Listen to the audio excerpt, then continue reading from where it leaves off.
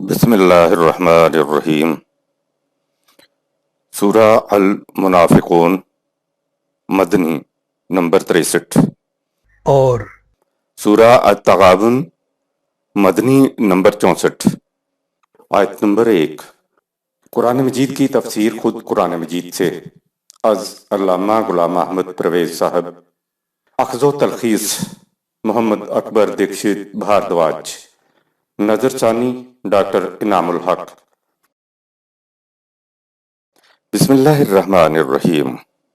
اے اللہ، میری تمام تر کوششوں کا مقصد ربوبیت عامہ کے لیے تیری صفات کو بانداز رحمانیت و رحیمیت معاشرے کے اندر ظہور میں لانا ہے۔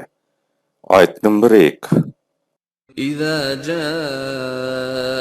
المنافقون قالوا نشهد إنك لرسول الله والله يعلم إنك لرسوله والله يشهد إن المنافقين لكاذبون۔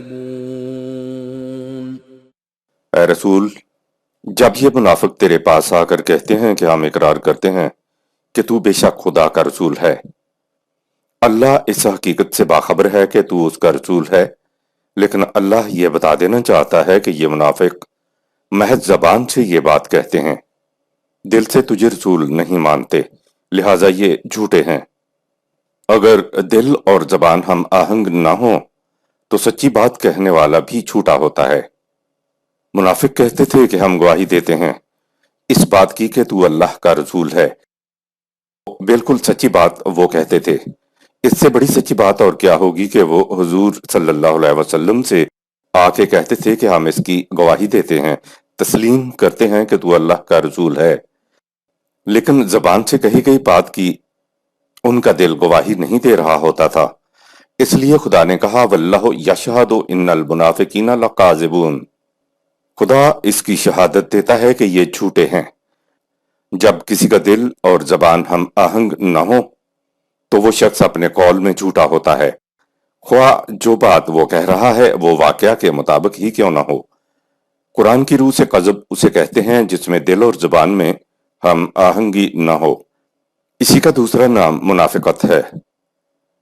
ایک شخص کے علم میں ایک بات ایسی آئی جو صحیح نہیں ہے اور بات کو دل سے سچا جانتا ہے اور اسی کو زبان سے بیان کرتا ہے، تو جو بات وہ کہہ رہا ہے وہ اگرچہ غلط ہوگی لیکن بیان کرنے والے کو جھوٹا نہیں کہیں گے، کیونکہ اس شخص کی زبان وہ غلط بات کہہ رہی ہے جس سے اس کا دل ہم آہنگ ہے۔ ہم یہ نہیں کہہ سکتے کہ یہ جھوٹا ہے، غلط بیانی سے کام لے رہا ہے۔ زیادہ سے زیادہ ہم کہہ سکتے ہیں کہ جو کچھ وہ بیان کر رہا ہے اصل واقعہ یوں نہیں ہے، واقعہ بیان کرتے ہوئے اس کا دل اور زبان ہم آہنگ ہیں۔ بات وہ جھوٹی کہہ رہا ہے لیکن یہ سچا ہے، کیونکہ اس کی زبان اور دل ہم آہنگ ہیں۔ 1400 سال پہلے کا کوئی شخص سچ و جھوٹ کی ایسی تعریف، ڈیفینیشن نہیں کر سکتا تھا۔ یقیناً قرآن کا ماخذ فکر انسانی سے مافوق سرچشمہ علم تھا، جہاں سے یہ بات کہی گئی کہ ان کی زبان سے کہی گئی بات تو بالکل سچی ہے۔ خدا بھی شہادت دیتا ہے کہ یہ سچی بات کہہ رہے ہیں، لیکن یہ جھوٹے ہیں کیونکہ ان کے دل اور زبان میں ہم آہنگی نہیں ہے۔ سوچئے اگر معاشرے میں ہر شخص منافقت سے کام لے اور آپ جانتے ہیں کہ میرے آس پاس سب لوگ منافق ہیں، تو زندگی کس قدر عذاب میں گھر جائے گی۔ آیت نمبر 2۔ اتخذوا أيمانهم جنة فصدوا عن سبيل الله إنهم ساء ما كانوا يعملون۔ انہوں نے اپنی قسموں کو اپنے لیے ڈھال بنا رکھا ہے، اس لیے یہ لوگوں کو نظام خداوندی کی طرف آنے سے روکتے ہیں۔ جو کچھ یہ کہہ رہے ہیں وہ ان کے لیے بہت برا ہے۔ آیت نمبر 3۔ ذلك بأنهم آمنوا ثم كفروا فطبع على قلوبهم فهم لا يفقهون۔ ان کی اس حالت کو ہم اس لیے بیان کر رہے ہیں کہ یہ لوگ ظاہر تو اپنے آپ کو مومن کرتے ہیں، لیکن جب بھی موقع پاتے ہیں کفر کا شیوا اختیار کر لیتے ہیں۔ اس منافقانہ طرز عمل کا نفسیاتی نتیجہ یہ ہے کہ ان کے دلوں پر اس طرح مہریں لگ گئی ہیں کہ اب ان میں سمجھنے سوچنے کی صلاحیت ہی نہیں رہی۔ اگر خدا ہی دلوں پر مہریں لگاتا ہے تو پھر انسان پر الزام کس بات کا؟ اسی آیت میں بتا دیا کہ دلوں پر مہریں کیوں لگتی ہیں۔ کہا فَهُمْ لَا يَفْقَهُونَ، سورۃ 63 آیت نمبر 3۔ مہریں ان کے دلوں پر لگتی ہیں جو عقل و فکر سے کام نہیں لیتے، محض جذبات کے پیچھے چلتے رہتے ہیں۔ نظر آ گیا کہ خدا دلوں پر مہر نہیں لگاتا۔ انسان جب عقل و فکر سے کام لینا چھوڑ دے اور جذبات ہی کے پیچھے چلے تو پھر اس میں سمجھنے سوچنے کی صلاحیتیں آہستہ آہستہ مفلوج ہو جایا کرتی ہیں۔ عقل مفلوج ہو جائے تو اسی کو دلوں پر مہرے یا تالے لگنا کہتے ہیں۔ آیت نمبر 4۔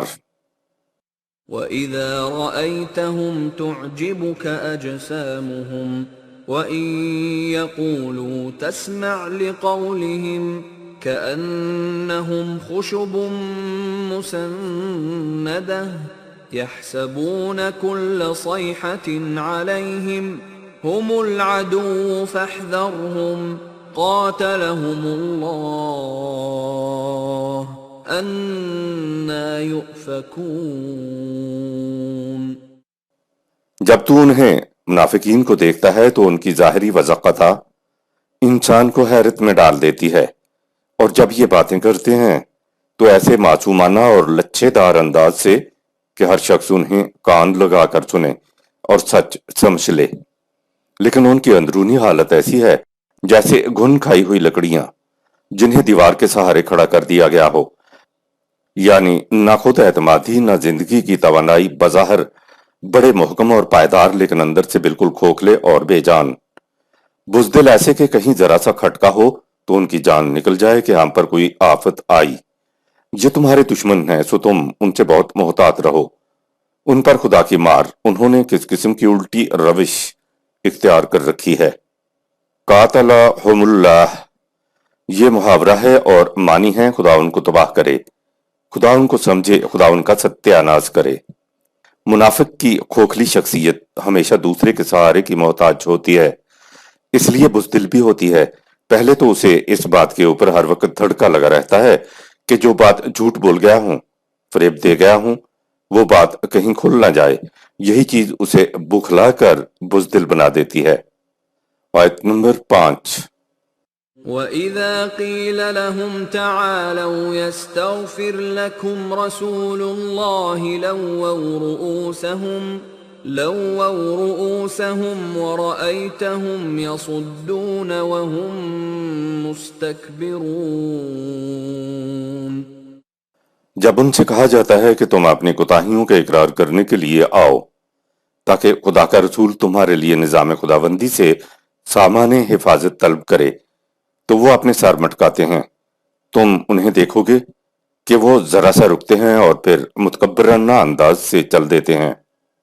یستغفر لکم کے معنی یہ ہیں کہ رسول اللہ صلی اللہ علیہ وسلم کی طرف آؤ، جتنی غلطیاں تم کر چکے ہو، ان کے جو نقصانات تمہیں پہنچے ہیں، ان سے محفوظ رہنے کا وہ تمہیں طریقہ بتائے گا۔ ظاہر ہے رسول اللہ صلی اللہ علیہ وسلم نے یہی بتانا تھا کہ نقصان کا ازالہ کرنے کے لیے زیادہ سے زیادہ قوانین خداوندی کے مطابق کام کرو۔ رسول اللہ صلی اللہ علیہ وسلم کی بات پر وہ تکبر سے سر مٹکا کر چل دیتے، اور کوئی ادھر جانے والا ہوتا تو وہ اسے بھی روک دیتے۔ آیت نمبر 6۔ سواء عليهم استغفرت لهم ام لم تستغفر لهم لن يغفر الله لهم ان الله لا يهدي القوم الفاسقين۔ اے رسول، ان کے لیے یکساں ہے کہ تو ان کے لیے تباہی سے بچانے کی آرزو کرے یا نہ کرے۔ یہ اپنی غلط روش میں اس حد تک آگے نکل چکے ہیں کہ خدا کے قانون مکافات کے مطابق یہ تباہ ہو کر رہیں گے۔ اللہ کا قانون یہ ہے کہ جو لوگ صحیح راستے کو چھوڑ کر غلط راستے اختیار کر لیں، ان پر سلامتی کی راہیں کبھی نہیں کھلتی۔ لن یغفر اللہ، ترجمہ کر دیا جاتا ہے کہ خدا بخشش نہیں کرے گا، یعنی اے رسول تو ان کے لیے دعا مانگ یا نہ مانگ، خدا ان کی بخشش نہیں کرے گا۔ قرآن نے اسی آیت میں بتا دیا کہ کن کی مغفرت نہیں ہوا کرتی، کہا ان اللہ لا یہدی القوم الفاسقین، سورۃ 63 آیت نمبر 6۔ جو قوم صحیح پیٹرن چھوڑ کے خود غلط پیٹرن اختیار کر لے، یعنی مغفرت تو اسی کی ہو سکتی ہے جو قرآن سانچے میں رہ کر اپنی زندگی بسر کرے۔ ایک پھل کا جوہر اپنے پیکنگ کو پھاڑ کر باہر نکل جائے تو اس کو فسق کہتے ہیں۔ ایسا پھٹا ہوا پھل پھر پکتا نہیں ہے، گل سڑ جاتا ہے۔ پھل اپنے پیٹرن میں رہے تو تکمیل کو پہنچتا ہے۔ آیت نمبر 7۔ هم الذين يقولون لا تنفقوا على من عند رسول الله حتى ينفضوا ولله خزائن السماوات والأرض ولكن المنافقين لا يفقهون۔ ان کی حالت یہ ہے کہ یہ دوسرے لوگوں سے بھی کہتے ہیں کہ جو لوگ اس رسول کے ساتھ ہیں تم انہیں کوئی مالی مدد نہ دو، اس طرح یہ خود ہی اس کے ساتھ چھوڑ کر تتر بتر ہو جائیں گے۔ ان سے کہو خدا کے ہاں کائنات کی پستیوں اور بلندیوں میں رزق کے خزانے بھرے پڑے ہیں، اس کے نظام کو تمہاری مدد کی ضرورت نہیں، لیکن یہ منافق اس بات کو کیا جانے۔ مومنین نظام خداوندی پر اپنے مال و جان انویسٹ کر رہے تھے جس کا بدلہ انہیں کئی گنا ملنا تھا، لیکن کہا کہ یہ منافقین یہ بات کیا جانے، ان کی منافقت کی وجہ سے یہ بات ان کی سمجھ میں نہیں آ سکتی۔ آیت نمبر 8۔ يقولون لئن رجعنا إلى المدينة ليخرجن الأعز منها الأذل وَلِلَّهِ الْعِزَّةُ وَلِرَسُولِهِ وَلِلْمُؤْمِنِينَ وَلَكِنَّ الْمُنَافِقِينَ لَا يَعْلَمُونَ۔ یہ منافقین کہتے ہیں کہ ہمیں مدینہ پہنچ لینے دو، پھر دیکھنا کہ وہاں کے زوراور لوگ ان کمزور اور ذلیل انسانوں کو کس طرح وہاں سے نکال باہر نہیں کرتے۔ انہیں کیا معلوم کہ عزت اور غلبہ سب کا سب نظام خداوندی کے ساتھ وابستگی میں ہے، اس لیے وہ مومنین کے لیے مختص ہے، لیکن یہ منافق اس حقیقت کو نہیں سمجھتے۔ جہاں بات میدان جنگ کی ہو رہی ہے کہ ہمیں واپس مدینہ جانے دیجیے، ہم وہاں کے بڑے بڑے سرداروں کو ان کے خلاف بھڑکائیں گے تو وہ انہیں مدینے سے نکال باہر کریں گے۔ وہاں مدینہ میں منافقین کے بڑے بڑے سردار موجود تھے۔ منافقین کے کہنے کا مطلب یہ تھا کہ ہم تو کچھ نہیں کر سکے، اے ہمارے سردارو تم ان مسلمانوں کو مدینہ سے نکال دو۔ عربی زبان میں عزت کے معنی قوت کے ہوتے ہیں اور عزیز کے معنی صاحب قوت کے ہوتے ہیں۔ منافقین کے لیے کہا لا یفقہون سورۃ 63 آیت نمبر 7 اور لا یعلمون سورۃ 63 آیت نمبر 8۔ تو بات تو ساری تفقہ کی ہے، تدبر کی ہے، علم و بصیرت سے معاملے کو سمجھنے کی ہے۔ اگر تفقہ سے کام نہ لیا جائے تو منافقت اندر آ جاتی ہے۔ آیت نمبر 9۔ يا أيها الذين آمنوا لا تلهكم أموالكم ولا أولادكم عن ذكر الله ومن يفعل ذلك فأولئك هم الخاسرون۔ اے جماعت مومنین تم کہیں ان منافقین کی باتوں میں نہ آ جانا جس سے تمہاری کیفیت یہ ہو جائے کہ مال و دولت اور اولاد کی محبت تمہیں قوانین خداوندی کے اتباع سے غافل کر دے۔ جو لوگ ایسا کریں گے وہ یاد رکھیں کہ اس سے انہیں سخت نقصان پہنچے گا۔ لا تلہکم تمہیں خدا کی روش سے غافل نہ کر دے، یعنی مال و دولت اور اولاد کی محبت کے جذبات تم پر غالب نہ آ جائیں۔ یہ بات تو ٹھیک ہے کہ اولاد کی پرورش و حفاظت ضروری ہے اور زندگی کے استحکام کے لیے جب تک نظام مستحکم نہیں ہوتا مال و دولت کی بھی ضرورت ہوتی ہے، لیکن ان کاموں کو قوانین خداوندی کے اندر رہتے ہوئے کیا جائے۔ یہ بات غلط ہے کہ تم اولاد کی پرورش و حفاظت اور مال و دولت کو حاصل کرنے کے لیے ناجائز طریقوں پر اتراؤ۔ جو شخص ناجائز طریقوں کو جائز سمجھے گا اسے نقصان ہوگا، البتہ نقصان مہلت کا وقفہ گزرنے کے بعد ہی سامنے آئے گا۔ آیت نمبر 10۔ وَأَنفِقُوا مِمَّا رَزَقْنَاكُم مِّن قَبْلِ أَن يَأْتِيَ أَحَدَكُمُ الْمَوْتُ فيقول رب لولا أخرتني إلى أجل قريب فأصدق وأكن من الصالحين۔ جو کچھ تمہیں اللہ نے دیا ہے اسے اس نظام کے قیام و بقا کے لیے کھلا رکھو، قبل اس کے کہ تم میں سے کسی کے سامنے موت آ کھڑی ہو اور وہ حسرت اور یاد سے کہے کہ اے میرے رب، اگر تو مجھے تھوڑی سی مہلت دے دیتا تو میں اپنے دعوی ایمان کو اپنے عمل سے سچ کر دکھاتا اور اس طرح ان لوگوں میں شامل ہو جاتا جو تیرے متعین کردہ صلاحیت بخش پروگرام کی تکمیل میں سرگرم عمل رہتے ہیں۔ انفاق کے معنی مال و دولت کو کھلا رکھنا یعنی اوپن رکھنا ہے۔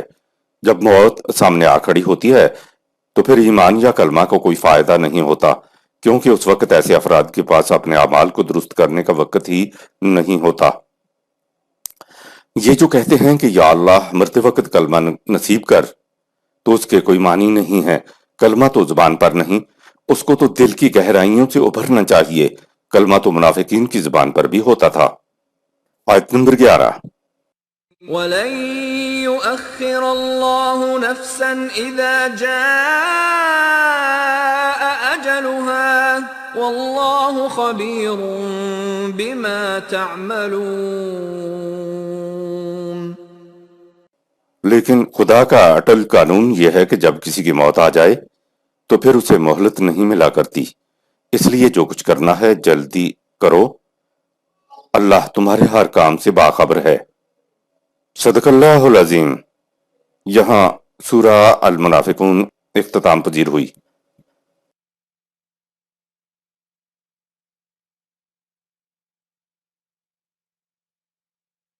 سورہ التغابن مدنی نمبر 64۔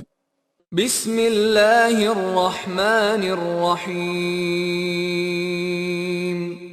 اے اللہ، میری تمام تر کوششوں کا مقصد ربوبیت عامہ کے لیے تیری صفات کو بانداز رحمانیت و رحیمیت معاشرے کے اندر ظہور میں لانا ہے۔ آیت نمبر 1۔ يسبح لله ما في السماوات وما في الأرض له الملك وله الحمد وهو على كل شيء قدير۔ کائنات کی پستیوں اور بلندیوں میں جو کچھ ہے سب خدا کے متعین پروگرام کی تکمیل کے لیے سرگرم عمل ہے۔ ساری کائنات میں اللہ ہی کا اقتدار و اختیار ہے اور اسی کے قوانین کی نتیجہ خیزی سزاوار حمد و ستائش ہے، اور اپنے اقتدار و اختیار کے مطابق اس نے ہر شے کے پیمانے قوانین مقرر کر رکھے ہیں جن پر اسے پورا کنٹرول ہے۔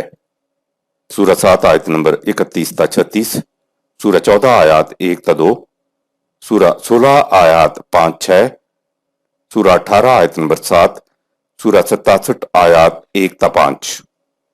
صفات بیان کر کے خدا اپنی تعریف نہیں کرتا، بلکہ صفات الہی اسلامی نظام کے خد و خال ہوتے ہیں۔ جب بھی قرآن کریم میں اللہ کی صفات سامنے آئیں تو ان پر غور کرنا چاہیے۔ خدا ویسے ہی نہیں کہہ دیتا کہ ہم عظیم ہیں، ہم خبیر ہیں وغیرہ وغیرہ۔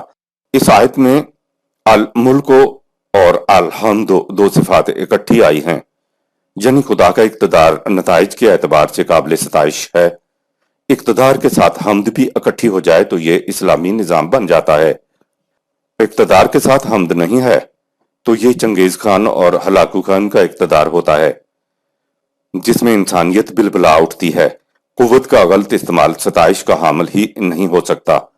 اس کے خلاف ہر شخص میں نفرت بڑھتی ہے۔ حمد کے حامل قوت ہر زہر کا تریاک بن جاتی ہے، اور ایسی قوت کے لیے ہر شخص کی زبان پر حمد و ستائش کے نغمے بلند ہوتے ہیں، کیونکہ ایسی قوت ظالم کی کرلائی مروڑنے، مظلوم کی حفاظت، شرافت اور عصمت کی تحفظ کے لیے ہوتی ہے۔ قرآن کریم میں عام طور پہ العزیز اور الحکیم صفات اکٹھی آتی ہیں۔ العزیز کے معنی ہے صاحب قوت، اور الحکیم ساتھ ہونے سے معنی ہو جائیں گے کہ ایسی قوت جو دھاندلی پر نہیں بلکہ حکمت پر مبنی ہو۔ گویا اسلامی نظام کی قوت دھاندلی پر مبنی نہیں ہوتی، حکمت پر مبنی ہوتی ہے۔ اسلامی نظام کو قائم کرنے والوں کے اندر خدا کی صفات چند ایک کو چھوڑ کر اعلی حد بشریت منعکس ہوتی ہیں، جس کی وجہ سے انسانوں کے لیے لا خوف علیہم ولا ہم یحزنون کی کیفیت پیدا ہو جاتی ہے۔ وَهُوَ عَلَى كُلِّ شَيْءٍ قدیر، خدا نے ہر شے کے لیے قوانین مقرر کر رکھے ہیں جن پر اسے پورا پورا کنٹرول ہے۔ جس طرح کائنات خدا کے قوانین پر گامزن ہو کر قابل حمد و ستائش ہے، اسی طرح انسان بھی قوانین خداوندی کے مطابق اپنے نظام کو چلائے تو ان کا معاشرہ بھی قابل حمد و ستائش بن سکتا ہے، بشرطے کہ یہ پوری قوت کے ساتھ ان کو نافذ کرے۔ قوانین عام طور پہ اچھے ہی ہوتے ہیں، ان کے اوپر عمل کروانے والا قدیر ہوتا ہے۔ اگر نظام قدیر نہیں ہے تو وہ قوانین کو پوری طرح نافذ نہیں کر سکتا۔ یاد رکھیے، یہ جتنی چیزیں قرآن میں خدا کے متعلق ہیں، یہ در حقیقت ان کا عملی انعکاس اس معاشرے کے اندر ہوگا جو خدا کے نام پر متشکل کیا جائے گا۔ صفات بیان کرنے کا مطلب یہ نہیں ہے کہ خدا نے اپنی تعریف بیان کی ہے کہ صاحب ہم ایسے ہیں اور تم اٹھتے بیٹھتے ہماری صفات کو بیان کر کے ہماری تعریف کیا کرو۔ خدا کو قصیدہ خوانیاں مطلوب نہیں ہیں۔ قرآن نے تو کہہ دیا کہ اس میں خود تمہارا ہی ذکر ہے۔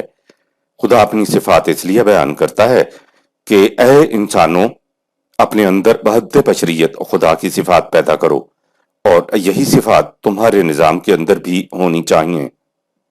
آیت نمبر 2۔ هو الذي خلقكم فمنكم كافر ومنكم مؤمن والله بما تعملون بصير۔ اسی نے تمہیں پیدا کیا، سو تم میں سے اپنے اختیار و ارادہ کی وجہ سے بعض کافر ہو جاتے ہیں اور بعض مومن ہو جاتے ہیں، اور جو کچھ تم کرتے ہو وہ سب کچھ دیکھتا ہے۔ آیت نمبر 3۔ خلق السماوات والأرض بالحق وصوركم فأحسن صوركم وإليه المصير۔ اس نے کائنات کو حقیقت کے طور پر پیدا کیا ہے۔ اس نے کائنات میں تمہیں ایک ایسا پیکر عطا کیا ہے جس میں حسن ذات خداوندی کے ممکنات سمٹا کر رکھ دیے ہیں۔ انسان چاہے تو ان امکانات کو اپنی ذات میں مشہود کر سکتا ہے، کیونکہ ساری کائنات اس مقصد کے لیے ممد و معاون ہے۔ تم ان امکانات کو بحد بشریت مشہود کرتے جاؤ، یہی اس دنیا میں طبعی زندگی کا منتہا ہے۔ آیت نمبر 4۔ يعلم ما في السماوات والأرض ويعلم ما تسرون وما تعلنون والله عليم بذات الصدور۔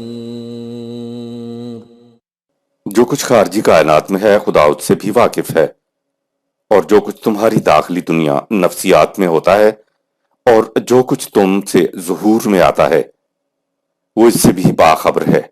وہ تمہارے دل میں گزرنے والے خیالات تک کا بھی علم رکھتا ہے۔ آیت نمبر 5۔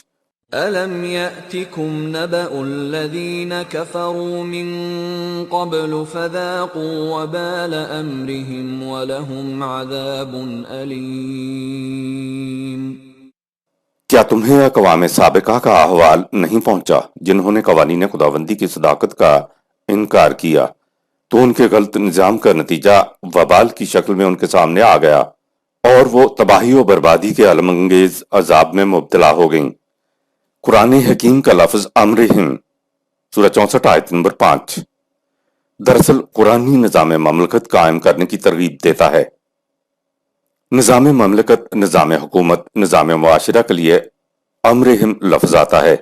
قرآن نے مومنین کے لیے کہا وَأَمْرُهُمْ شُورَى بَيْنَهُمْ، تو وہ سب اس کا یہی مفہوم لیتے تھے کہ ان کا نظام حکومت باہمی مشاورت سے قائم ہوگا۔ آگے ہے وَلَهُمْ عَذَابٌ عَلِيمٌ سورہ 64 آیت نمبر 5، کہہ کر بتا دیا کہ ان کے غلط نظام کا نتیجہ بڑی درد انگیز تباہی تھی۔ آیت نمبر 6۔ ذلك بأنه كانت تأتيهم رسلهم بالبينات فقالوا أبشر يهدوننا فكفروا وتولوا واستغنى الله والله غني حميد۔ ان کی تباہی کی وجہ یہ ہے کہ ان کی طرف خدا کے رسول واضح دلائل اور قوانین لے کر آئے، لیکن انہوں نے نہایت حقارت سے کہا کہ کیا ہم اپنے جیسے ایک انسان کو اپنا رہنما تسلیم کر لیں؟ سو انہوں نے قوانین خداوندی کا انکار کر دیا اور منہ پھیر کر دوسری طرف چل دیے، اور اللہ اس بات کا محتاج نہیں کہ لوگ اس کی اطاعت کریں تو اس کے کام سنوریں، اس کے سب کام دوسروں کی مدد کے بغیر سنورے ہوئے ہیں۔ غنی حمید، انسانوں کا وہی نظام غنی ہوگا جو دوسروں کا محتاج نہ ہو۔ اگر انسان بغیر الحق غنی ہونے کا دعویٰ کرے تو پوچھو نہیں کہ اس میں کتنا تکبر و غرور آ جاتا ہے۔ قرآن حکومت کا پہلا ثمر یہ ہے کہ نہ کوئی کسی کا محکوم ہوگا اور نہ ہی کسی کا کوئی محتاج ہوگا۔ نظام خداوندی کسی کو اتنا مستغنی نہیں ہونے دیتا کہ دوسرے اس کے محتاج ہو جائیں۔ نظام خداوندی غنی کے ساتھ حمید بھی ہوگا۔ نظام کے نتائج انسانوں کے لیے وجہ حمد و ستائش ہوں گے، یعنی اس کے خوشگوار نتائج سامنے آنے پر لوگوں کی زبان پر واہ واہ کا نعرہ بلند ہوگا۔ آیت نمبر 7۔ زعم الذين كفروا أن لن يبعثوا قل بلى وربي لتبعثن ثم لتنبؤن بما عملتم وذلك على الله يسير۔ یہ لوگ جو اس ضابطۂ ہدایت سے انکار اور سرکشی اختیار کر رہے ہیں، اس ذہن باطل میں مبتلا ہیں کہ یہ بڑی قوتوں کے مالک ہیں، اس لیے انہیں راستے سے ہٹایا ہی نہیں جا سکتا۔ ان سے کہہ دو کہ تم اس بھول میں مت رہو، تمہیں راستے سے ضرور ہٹایا جائے گا تاکہ انسانیت آگے بڑھ سکے۔ اس وقت تمہیں نظر آ جائے گا کہ تمہارے اعمال نے کیا نتائج برآمد کیے، اور اللہ کے لیے ایسا کرنا کچھ بھی مشکل نہیں۔ اس کے قانون مکافات کی روح سے یہ کچھ آسانی سے ہو جائے گا۔ زعم سورہ 64 آیت 7 کے معنی ہے خام خیالی۔ یب اسو سورہ 64 آیت 7 بعض کے معنی ہے کسی کی آزادی کے راستے میں جو رکاوٹیں ہوں ان کو دور کر دینا۔ تو حق و باطل کے ٹکراؤ کا مقصد یہ ہے کہ انسانیت کی بروبندی کے راستے میں جو رکاوٹیں آئیں ان کو ہٹا دیا جائے۔ انسانیت کی بروبندی کے لیے مخالفین کی مخالفت کو ہٹانا اسی دنیا کی بات ہے۔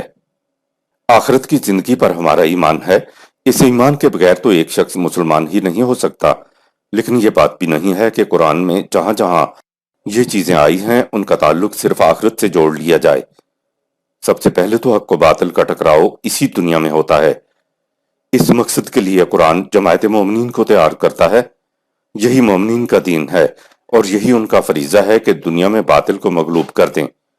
6 آیت تک یہی تھا کہ رسول اللہ صلی اللہ علیہ وسلم دعوت پیش کرتے تھے اور کفار اس سے انکار کرتے تھے، کبھی ایک حجت تو کبھی دوسری۔ سب سے پہلے رسول وحی کو دلائل و براہین کی روح سے پیش کرتا تھا، جب وہ مخالفت سے باز نہ آتے تو آخری مرحلہ اسی دنیا میں باطل کے ساتھ ٹکراؤ کا آتا تھا۔ ابتدا میں تو مملکت بھی نہیں تھی، تو جب رسول کہتے کہ تمہاری باطل روش کا نتیجہ تمہاری تباہی ہوگا تو وہ اس کو مذاق سمجھتے تھے۔ یہ بات ان کی سمجھ میں نہیں آ سکتی تھی کہ ہماری تباہی ہوگی۔ صدر اول کے جہاد انسانیت کے نشو و نما کے راستے میں رکاوٹوں کو دور کرنے کے لیے تھے۔ قرآن نے بڑے ہی عزم و یقین کے ساتھ کہا قل بلا و ربی سورہ 64 آیت نمبر 7۔ اے رسول کہہ دو کہ ایسا ہو کر رہے گا، اس بات کی میرا رب شہادت دیتا ہے کہ ایسا ہو کر رہے گا۔ آگے ہے لا تب اسنہ سورہ 64 آیت 7، تمہیں یقیناً اس راستے سے ہٹایا جائے گا، تم انسانیت کی برومندی کے راستے کو روک کر ہمیشہ کے لیے کھڑے نہیں رہ سکتے، تم راستے سے ضرور ہٹائے جاؤ گے۔ مسلمان جو ابھی کمزور حالت میں تھے، اس دور میں خدا کی طرف سے دعوی کیے جا رہے تھے کہ آگے ہے ثم لا تنبؤن बिमा अलिमतुम सूरह 64 आयत 7। फिर तुम्हें बताया जाएगा कि तुम्हारी तकरीबी कार्रवाइयां क्या कर रही हैं। रास्ते से हटाना, उसके बाद ये बताना कि तुम्हारे इन तकरीबी अमाल का नतीजा क्या है। ये तो इसी दुनिया की सारी बातें हैं। मुखालिफिन की मुखालफतों और कुव्वतों को इसी दुनिया में हटाकर इंसानियत की राहें हमवार कर दी गई थीं, ताकि इंसानियत आज़ादी के साथ खुदा के रास्ते पर चल सके। आयत नंबर 8।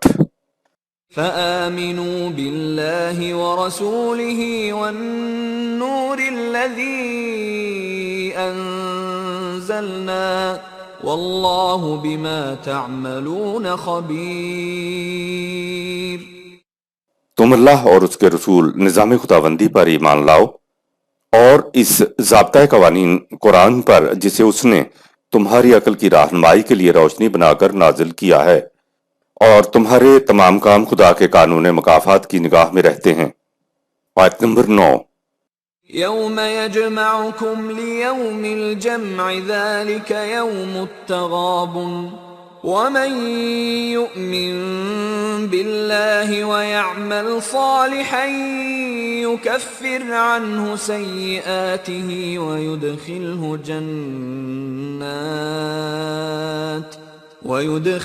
جنات تجري من تحتها الأنهار خالدين فيها أبدا ذلك الفوز العظيم۔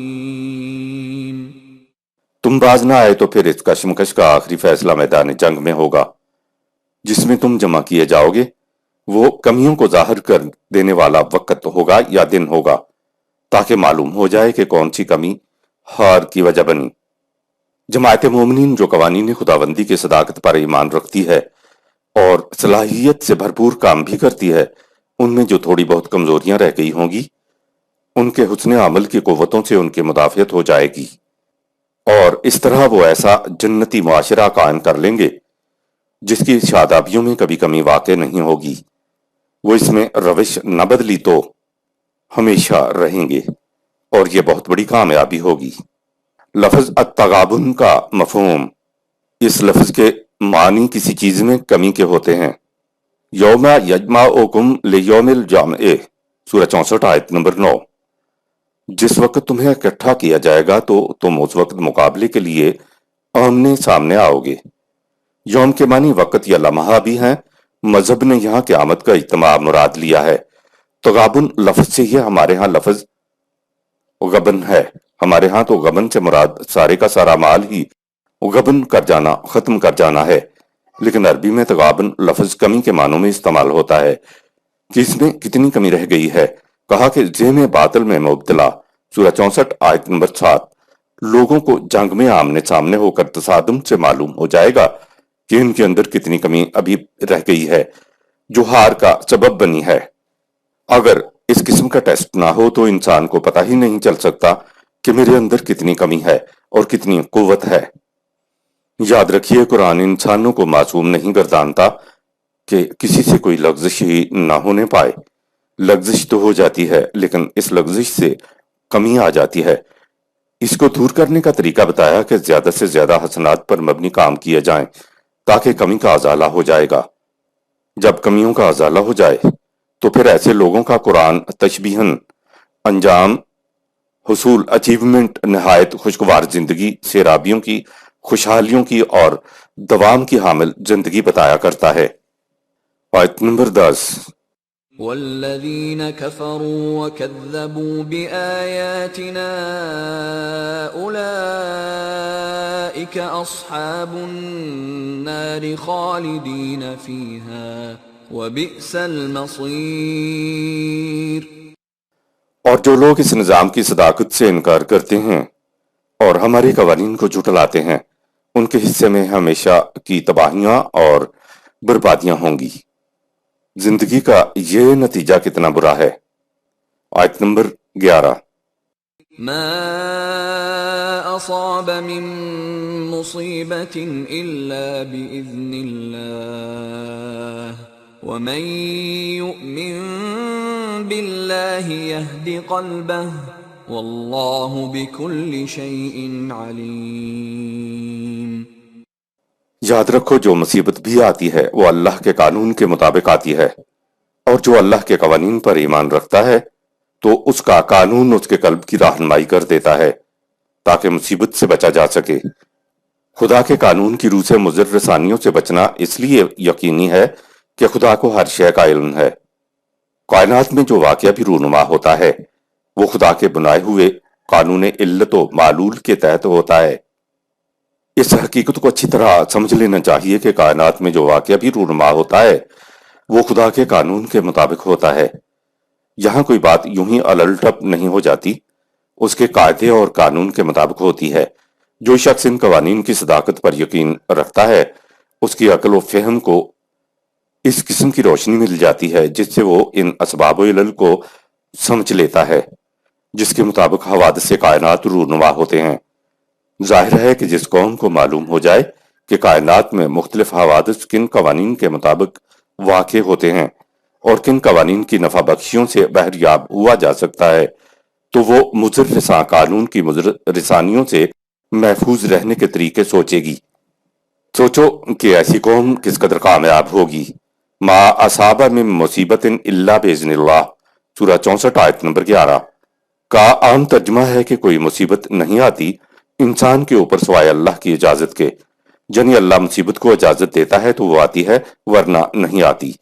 اگر انسان اللہ کی اجازت سے آئی ہوئی مصیبت سے بچنے کے لیے کچھ مدافعت کرتا ہے، علاج کرتا ہے تو یہ تو خدا کے ساتھ کھلی جنگ ہو گئی کہ اس نے مصیبت کو اجازت دی اور اس کو روکا جا رہا ہے۔ دراصل اذن کے معنی اجازت یا حکم دینا نہیں ہے۔ عربی زبان میں مصیبت کا لفظ ہماری اردو والی مصیبت کے لیے نہیں بلکہ ہر خوشگوار اور ناخوشگوار واقعہ کے لیے یہ لفظ آتا ہے۔ عربی میں اذن اللہ کے معنی ہے خدا کا قانون، یعنی کائنات میں جو واقعہ بھی عمل میں آتا ہے اس کے لیے خدا نے قانون مقرر کر رکھا ہے۔ گویا ہر واقعہ قانون خداوندی کی روح سے رونما ہوتا ہے۔ اسے کہتے ہیں کہ کائنات میں ہر واقعہ خدا کے بنائے ہوئے کاز اینڈ ایفیکٹ کے تحت ہوتا ہے۔ یہ کاز اینڈ ایفیکٹ علت و معلول یا سبب اور نتیجے چونکہ غیر متبدل ہوتے ہیں اور انسان ان کا علم حاصل کر سکتا ہے تو انسان اپنے علم کی سطح تک کائنات میں رونما ہونے والے واقعات سے بچنے کی تدابیر کر سکتا ہے۔ آیت نمبر 12 وَأَطِيعُوا اللَّهَ وَأَطِيعُوا الرَّسُولَ فَإِن تَوَلَّيْتُمْ فَإِنَّمَا عَلَى رَسُولِنَا الْبَلَاغُ الْمُبِينُ۔ اگر تم مضر رسانیوں سے بچنا چاہتے ہو تو تم اللہ اور اس کے رسول نظام خداوندی کی اطاعت کرو۔ اگر تم نظام سے روگردانی کرو گے تو نظام اور رسول کا کچھ نہ بگڑے گا، کیونکہ ہمارے رسول کی ذمہ داری تو قوانین کو تم تک واضح طور پر پہنچا دینا ہے، عمل کرنا یا نہ کرنا تمہارا کام ہے۔ آیت نمبر 13 اللہ لا الہ الا ہو وعلی اللہ فلیتوکل المؤمنون۔ نظام سے روگردانی کر کے تم اس لیے کامیاب نہیں ہو سکتے کہ کائنات میں اللہ کے سوا کسی کا اقتدار اور اختیار قانون کار فرما نہیں۔ جو لوگ اس حقیقت پر یقین رکھتے ہیں انہیں اللہ کے قوانین کی محکمیت پر پورا اعتماد اور بھروسہ ہوتا ہے۔ آیت نمبر 14 یا ایہا الذین آمنوا ان من ازواجکم واولادکم عدوا لکم فاحذروہم وَإِن تَعْفُوا وَتَصْفَحُوا وَتَغْفِرُوا فَإِنَّ اللَّهَ غَفُورٌ رَحِيمٌ۔ اے جماعت مومنین، اگر تمہارے بیوی بچے اپنی محنت میں دوسروں کو دینے کے اصول کو تسلیم نہیں کرتے تو پھر بعض بیوی بچے مومنین کے دشمن بن جاتے ہیں، پس تم ان کی تنگ نظری سے بچ کر رہنا۔ اگر تم ان کی تنگ نظری سے درگزر کرتے ہوئے آگے بڑھ گئے تو اس سے وہ نظام قائم ہو جائے گا جس میں خود ان کی، تمہاری بیوی بچوں کی اور دوسروں کی حفاظت اور نشو و نما کا سامان بڑی فراوانی سے بہم پہنچتا رہے گا۔ تعفو کے بنیادی معنی ہیں آگے بڑھ جانا، تنگ ناؤں سے گزر جانا۔ جہاں میاں بیوی اور بچے نظام خداوندی سے ہم آہنگ ہوں وہاں مومن کا کوئی دشمن نہیں ہوتا۔ جماعت مومنین نظام ربوبیت عامہ کے قیام کے لیے کوشاں رہتی ہے۔ اس نظام کی بنیاد اس تصور پر ہے کہ ہر فرد اپنی پوری جسمانی استعداد کے مطابق محنت کر کے کمائے اور پھر اپنی کمائی میں سے اپنی ضرورت بھر رکھ کر زائد کو نظام کے حوالے کر دے۔ اگر کسی مومن کے بیوی بچوں میں یہ انداز نگاہ پیدا نہیں ہوا ہوگا تو ان کے دل میں موجود تنگ نظری ایک مومن کے راستے میں حائل ہو جائے گی۔ اس طرح سب نہیں، صرف وہ جو دینے کے اصول کو تسلیم نہیں کرتے وہ مومن کے ربوبیت عامہ کے راستے پر چلنے کی وجہ سے دشمن بن جاتے ہیں۔ مومنین کو تاکید کی گئی کہ تم اس بات کا خاص طور پر خیال رکھنا کہ بیوی بچوں کی مداخلت کو ایک طرف چھوڑتے ہوئے ربوبیت عامہ کے راستے پر گامزن رہنا۔ اگر تم چار دیواری میں رہنے والے بیوی بچوں کے مفاد سے آگے بڑھ گئے تو تمہارا یہ رویہ نظام ربوبیت کی بنیاد بن جائے گا۔ پھر نہ صرف تمہاری بیوی بچوں بلکہ دوسروں کی حفاظت اور نشو و نما کا سامان بہم پہنچتا رہے گا۔ اسی لیے قرآن نے کہا کہ ایک مومن کے ساتھ مشرکہ کا نکاح اور ایک مشرکہ سے ایک مومن کا نکاح نہیں ہو سکتا۔ آیت نمبر 15۔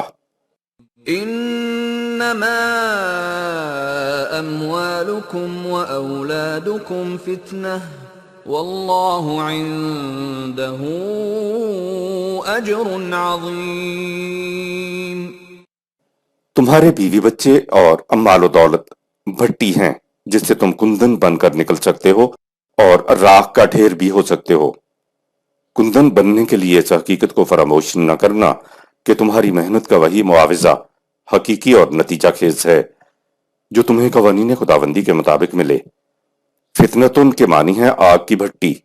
فتن سونار کی کھٹالی کو کہتے ہیں۔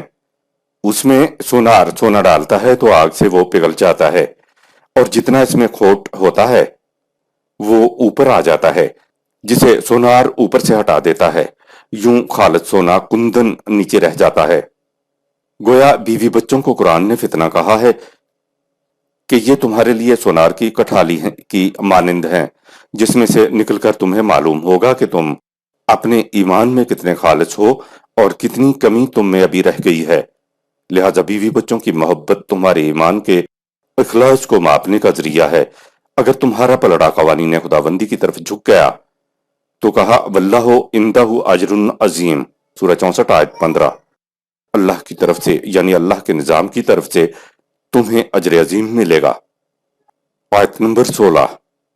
فاتقوا اللہ ما استطعتم واسمعوا واطیعوا وانفقوا خیرا لانفسکم ومن یوق شح نفسه فاولئک هم المفلحون۔ لہٰذا تم امکان بھر قوانین خداوندی کی نگہداشت کرو اور نظام خداوندی کے احکام کو اچھی طرح سے سنو اور ان کی اطاعت کرو اور اپنی کمائی کو ربوبیت عامہ کے لیے کھلا رکھو۔ اسی میں تمہاری اپنی بھلائی ہے اور تم اس کوشش میں نہ لگ رہے ہو کہ دوسروں کو پیچھے دھکیل کر خود آگے بڑھ جاؤ۔ ہمارا قانون ربوبیت یہ ہے کہ کھیتیاں انہی کی پروان چڑھتی ہیں جو دوسروں کی ضرورت کو اپنی ضرورت پر ترجیح دیں، سورہ 59 آیت نمبر 9۔ قرآن میں جہاں سمینا و اطعنا آئے تو یہ مومنین کی صفت ہوتی ہے اور سننے کے لیے ایک زندہ سربراہ اتھارٹی کی ضرورت ہوتی ہے تاکہ اس سے احکام سنیں اور اطاعت کریں۔ وَمَن یوق شح کے لیے دیکھیے سورہ الحشر کی آیت نمبر 9 کے تحت۔ آیت نمبر 17۔ ان تقرضوا اللہ قرضا حسنا یضاعفه لکم ویغفر لکم واللہ شکور حلیم۔ جو کچھ تم دوسروں کی نشو و نما کے لیے دیتے ہو وہ در حقیقت قرض ہے جو تم خدا کو دیتے ہو۔ اگر تم اس قسم کا قرض حسن کارانہ انداز سے نظام خداوندی کو دو گے تو وہ تمہیں اس سے کئی گنا زیادہ واپس دے گا اور یہ تمہارے لیے نقصانات سے بچنے کا سامان بھی پیدا کر دے گا۔ جانور جو جغالی کرتا ہے اس کو عربی میں قرض کہتے ہیں۔ جانور اپنی کھائی ہوئی غذا کو جزو بدن بنانے کے لیے اس کو پیٹ میں سے واپس لا کر دانتوں سے پیستا ہے۔ اگر جانور جگالی نہیں کرتا تو سمجھا جاتا کہ یہ بیمار ہے۔ مومنین نظام کو دیتے چلے جاتے ہیں اور نظام اس کو جزو بدن بنا کر معاشرے کو لوٹا دیتا ہے۔ غذا کا جزو بدن بننے سے مراد ہے کہ معاشرے میں خوشگواریاں اور شادابیاں اور خوشحالیاں موجود ہوئی ہیں۔ آیت نمبر 18۔ عالم الغیب والشہادۃ العزیز الحکیم۔ وہ غائب اور حاضر، پوشیدہ اور ظاہر ہر بات کا علم رکھتا ہے، اور اسے اپنے قوانین پر دھاندلی کے ساتھ نہیں بلکہ حکمت پر مبنی پورا غلبہ حاصل ہے۔ صدق اللہ العظیم۔ یہاں سورہ التغابن اختتام پذیر ہوئی۔ شکریہ۔